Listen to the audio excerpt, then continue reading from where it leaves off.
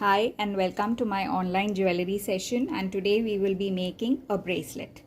So for the bracelet, here I will be using the plier, my cutter, a gear wire on which I will be stringing the beads.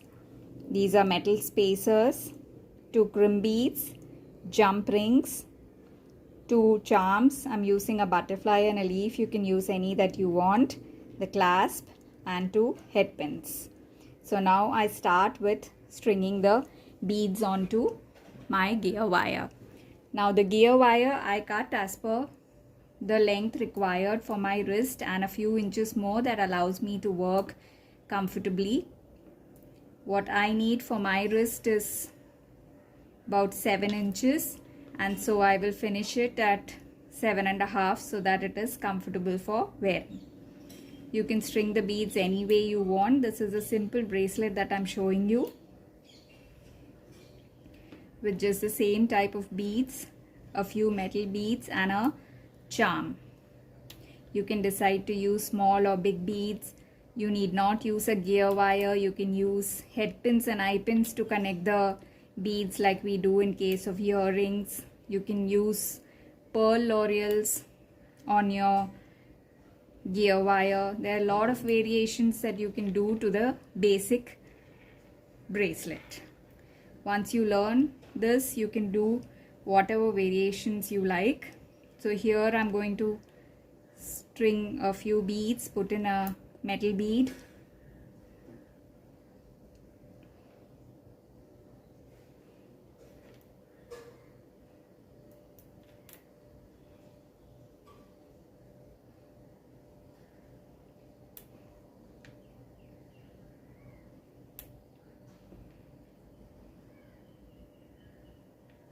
so I have 9 beads here, 9 beads in the center, one more metallic bead, and then I will be adding a few more of these beads. You can decide to use anything in this. It will look good as long as your design is good. So like I always say, there is no right and wrong to jewelry making. It is the design and the final look that you desire and appeals to the eye.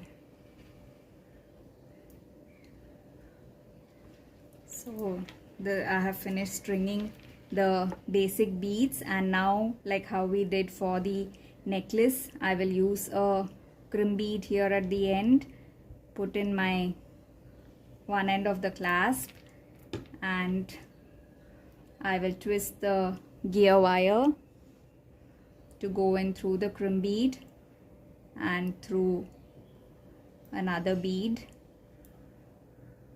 and pull the gear wire through to ensure that the crimp bead is right next to my clasp. And here I will press the crimp bead and flatten it.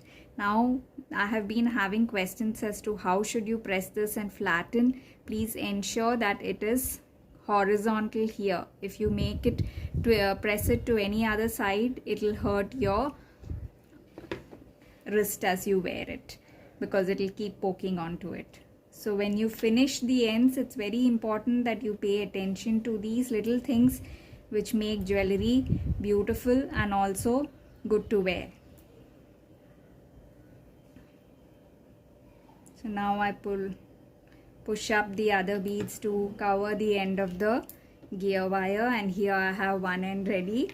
Now for the other end, again I'll do the same thing of putting a crimp bead and putting the other end of the clasp here, and fold in the gear wire.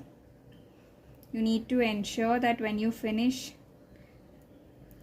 the bracelet is moving free and it should not be tight, only then it will have a good fall on your wrist.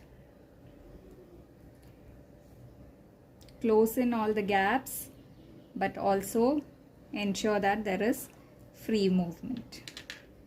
So now here again I will take my plier and flatten the crimp bead close to the clasp, and I will cut off this excess end of the gear wire and put this in. It'll be really tiny and you can just push it in through the bead and it'll be covered. Now here actually I have a bracelet ready. Now what I will do to this to add to it is I will take this eye pin. I can add this charm to it.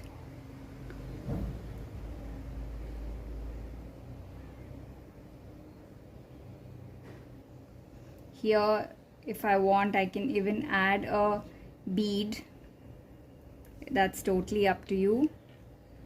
Instead of an eye pin you can also use a head pin here, instead of, or if you're using an eye pin, instead of putting the bead on top you can take another head pin and add the bead as hanging from here, and then we turn it to the other side like you will do for your earrings. Cut off the extra part and twist it back in. Now before I close it I will put a jump ring here. The jump ring, first what I will do is, these are open jump rings. You will also get closed jump rings. Open jump rings meaning they can be opened. So I close this here. When you close it you should ensure that it is completely close to the other end and there is no gap so that it doesn't come off. So now I put this onto this jump ring. I can decide to add something else onto this jump ring, or I can even decide to use another jump ring. So what I will do here is I will take a eye pin, open it, put my leaf charm through it, close the eye pin here. Again, while you're closing you should ensure that it meets the end properly so that it doesn't come off later. Now I leave a little end to it and I twist it.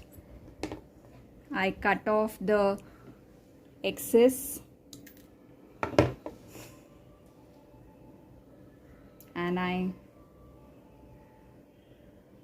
make a loop here.